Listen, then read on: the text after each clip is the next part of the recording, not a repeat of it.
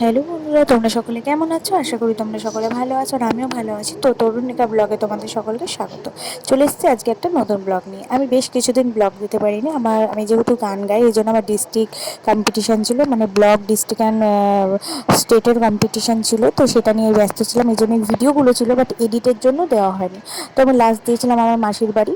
তো এখন আমি চলে যাচ্ছিলাম আমার দিদির বাড়ি, মানে মাসির যেদিনকে আমি বাড়ি আসবো সেদিনকে আমি মাসির বাড়ি থেকে আমার দিদি বাড়ি গেছিলাম। একই জায়গাতে ওদের বাড়ি, মানে একটু মানে কিছুটা শুধু দূরত্ব।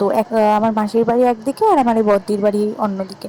তো ওদের ওখানে প্রোগ্রাম ছিল, এটা দেখার জন্য চলে গেছিলাম। এটা একটা ঠাকুরের কোনো অনুষ্ঠান ছিল, ওরা বেরিয়েছিল রাস্তায়। তো আমি ঠিক বলতে পারবো না যে মানে অনুষ্ঠানটার নাম কি। তো খুব আনন্দ হয়েছিল, সবাই ডান্স করছিল।